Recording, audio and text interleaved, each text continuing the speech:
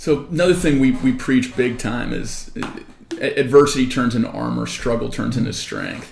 You had your 3 years. I write that down. I got you, man. So you had your 3 years of this training, right? You're in the system now. You're learning from these pro wrestlers. You go and feel a little awkward trying to learn how to wrestle yourself. People are making fun of you. Oh yeah. Like you have that training phase, and then the trials come in.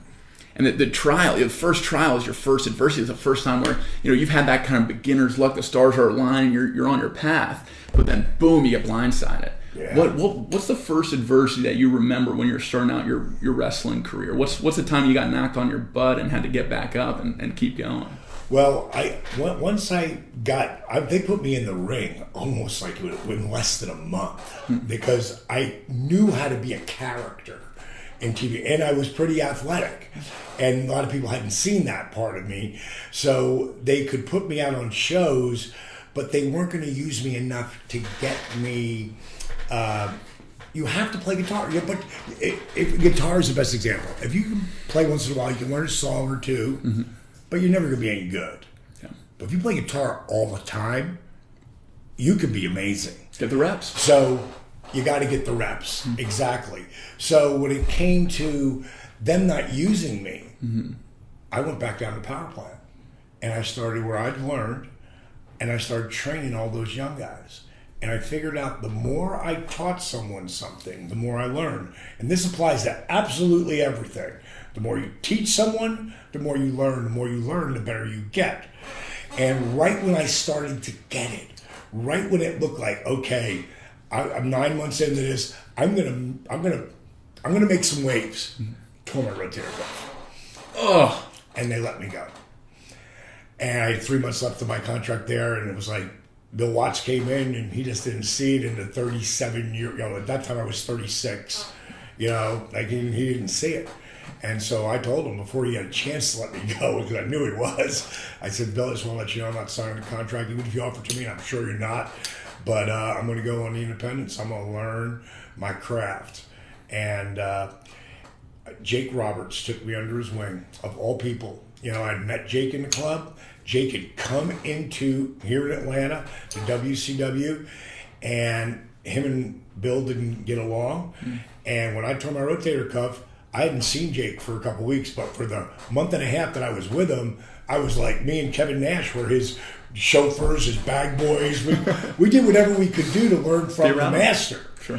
And then when I tore my rotator cuff, I didn't see Jake. I didn't have his number, but he had mine, and he called me, and he, we just was asking how I was doing. And next thing you know, he was splitting up with his old lady. He ended up moving in with me for 3 months. I convinced my wife at the time to do it, and he was great. And I learned so much from him until he lost a 12-foot black cobra in my house, and then she threw him out. That was the line. Yeah. He crossed it. No cobras. Yeah, okay. And didn't come back for 3 days. Wow. Yeah, because he went off on a bender.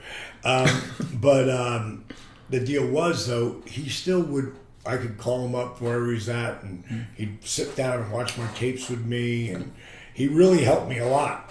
So back to those shoulder days, did you have to get surgery? Oh yeah. So you're recovering from that surgery. So I'm coming back from the surgery, and now I just lifting your arm, because when you tear a rotator cuff, you ain't lifting your hand up. I'm with you, man. Yeah. I got a open bank card. I had that recovery too. It's not fun. But again, I learned how to rehab the shoulder. And how did you use that downtime? So all that sitting around, were you brainstorming like you were in the bar? Were you? Oh God, I watched so much film, and you have to understand. Back then, I filmed every match I ever had. Yeah. And Jake would sit there and critique them with me, and then I'd watch. I bet you I watched. There was one fan who gave Jake 80 VHS tapes that were all 2-hour tapes.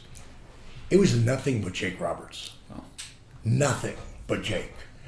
I watched that over and over and over again, because he was the guy that I wanted to be the most like without stealing his stuff. I could never be as good as him in my mind at that point, because he was like, at those times was the best in the world. Yeah. Ric Flair level, as far as being the best in the world. And So it's just the belief. Like there was a one point. Now the girl I was married to at the time, we were married for 13 years, and she was young back then, and she was like, "Baby, you got to. They're not going to hire you back. You need to go back in the bar business." Yeah. And I said, "You need not to let that door hit you on the ass on the way out of here if you don't believe what I'm doing." I mean, it was like I was all in. And Don't tell me what I can't do. yeah, and making nothing independent. Like today, a guy can work the independent scene because it's so hot right now, and literally not have another job. Yeah. He can make a really good living. If he's been to the show and now he's doing the independent scene, he can make a lot of money.